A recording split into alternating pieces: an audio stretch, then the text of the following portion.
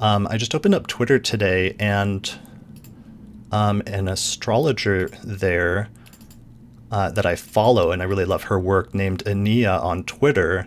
She posted this post by Dua Lipa today, the singer, who the caption she had posted on Instagram, it said, "I just found out that I'm actually a Gemini rising. Somebody want to unpack that for me?"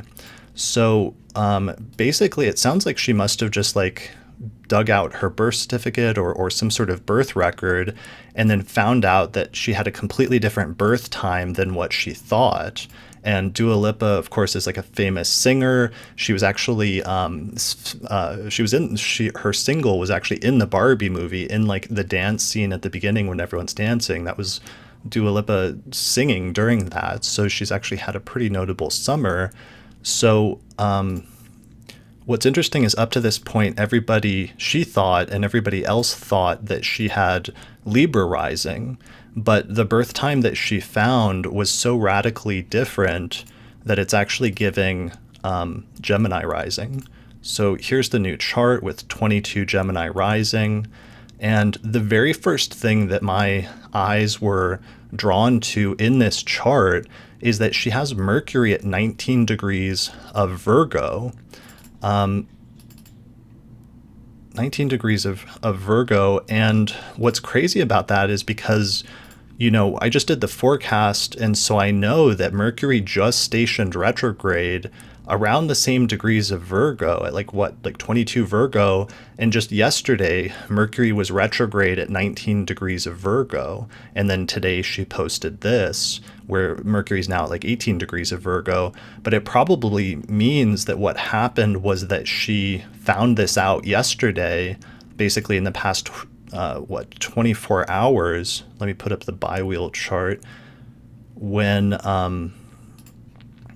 Mercury retrograde was basically exactly conjoining her natal Mercury, which is now the ruler of the ascendant. And so it's the primary planet that represents the self, and issues of like what you think of yourself, self-knowledge, and things like that. And it's actually in her fourth house of like her home, her family, her place of origins, and like background and foundations. So here's the bi-wheel where her chart's on the inside, and we can see her Mercury at 19 degrees of Virgo.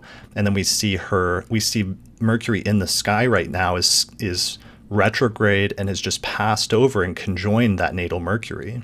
So basically, this is an example of what happens when somebody has, Mercury ruling the ascendant placed in the fourth house, and then Mercury stations retrograde and retrogrades over the ruler of her ascendant. So I tried to write kind of like a summary of that today on Twitter to summarize like what was the principle we can learn from this. And what I came up with was this. I said the delineation, to put it in broad terms that might be applicable to other people in the future, is that when Mercury stations retrograde on your ascendant ruler in the fourth house, you will learn that something you believed about yourself and your origins needs to be revised or revisited, but it will lead to a greater understanding of your life and who you are as a person. And I think that's the gist of the delineation and the archetypal piece that would be broadly applicable to other people in the future that we should take from this example. But it's a really good example of especially that the ascendant and the first house and the ruler of the ascendant represent this concept of self and who you are and how you see yourself. And that's such an abstract concept usually. Like for me, when I first learned astrology for many years, when I would see self, as a word, as one of the primary significations of the first house, it often is so abstract, it doesn't make sense, and it doesn't seem super useful.